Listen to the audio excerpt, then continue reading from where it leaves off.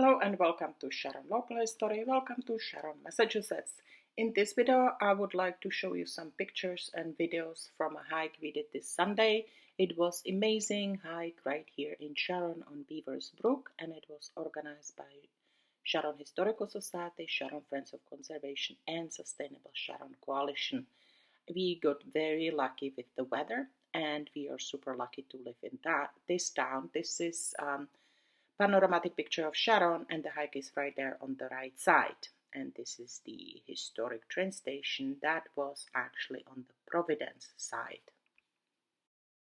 So the trail is accessible from the train station or Berkshire Avenue. It is about 1 mile, about 5,000 feet, and it's easy to walk in and back. So if you change your mind, you can just walk half of it. This is the beginning of the trail at the train station. So you can park right there at the train station. Saturdays and Sundays are free.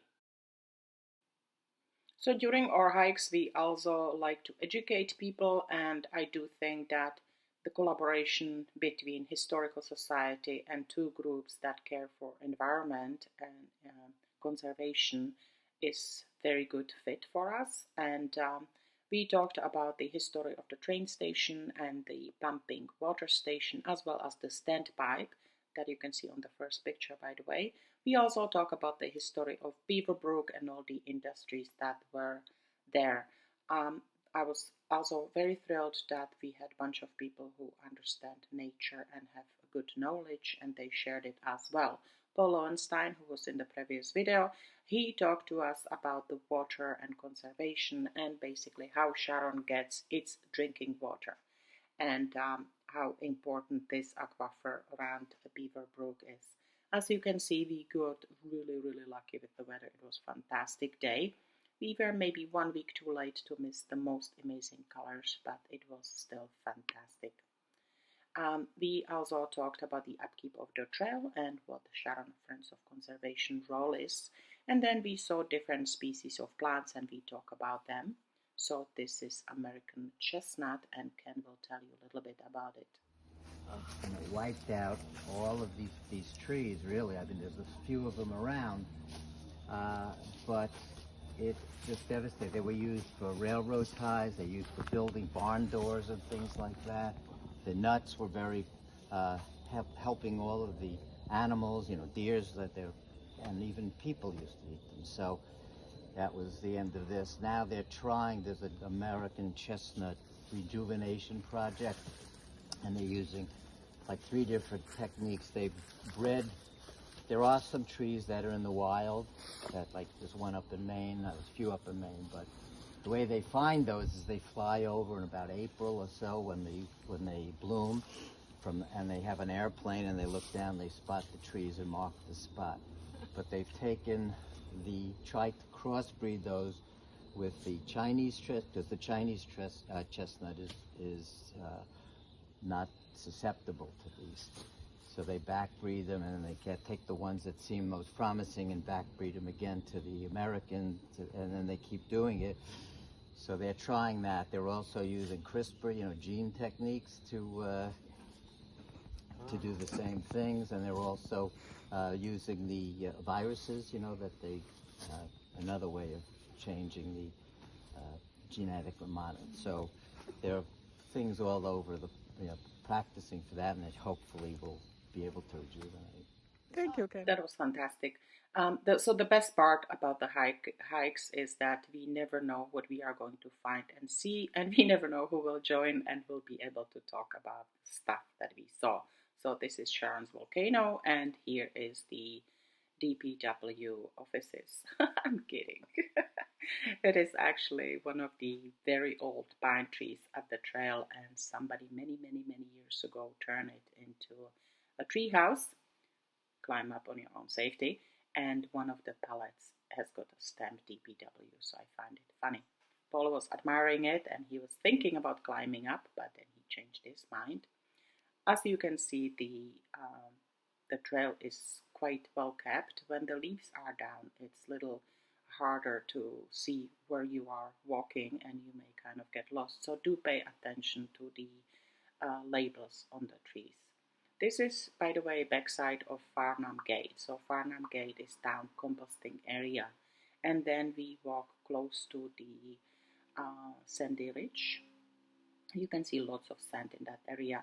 And this bridge or the railing was made, as well as this path, they were made by Sharon Friends of Conservation. The trail signs, of course, are a fantastic addition as well. So I would like to thank to Sharon Friends of Conservation for upkeep of the trails. Sometimes they get help from Boy Scouts. And this was a lovely surprise. So it was mid-October, and we saw flowering witch hazel. Extract from this. Yeah. Ask Claire. She used it on Jamie's shoulder. Flower. Don't remember that when they met? That's nice. Oh, you got the flowers. All right. So these ones are flowering, yeah. And then what happens when they get the seed in the spring, they explode and they send it. That's how they propagate it. Just taking videos of you guys. That's pretty amazing, right? And quite early, in my opinion. I wish I could share the smell of the witch hazel. It's beautiful. It's honey-like, very sweet. So I would like to throw in some historical facts and dates on you. I think it's good to have idea. So Sharon was very active town about 100 years ago. However, we got connected with the world, meaning train service came to Sharon in 1835 after the completion of Canton Viaduct. When we are at the train station, we had train station on the Providence side, and then they built new one on the Boston side in 1936, and that is the same year they built the overpass. The red brick building that you can see under the overpass, that is the pumping station that was built, I believe, 1896. And it was the second one. We had one before that was actually working or was in service in 1850, and that's when Sharon had running water. Basically, they were pumping water from the Beaver Brook, which was called Hobbs Brook, up to the center of town where Unitarian Church is, and that's where we had massive metal-like cylinder that was called the standpipe. That was built 1888. I don't know exactly. Anyhow, that's some cool historical facts. The tennis court also has got very rich history and was very popular at the time, and it is still clay tennis court. We also talk about the Beaver Brook in general and about the privileges on it. So there was a mill in this area. However, the mill that is on the intersection of North Main Street and Canton Streets, that used to be called Sharon Box, and now we have lovely condominiums there, is the more popular one. So that was also a big part of history in Sharon.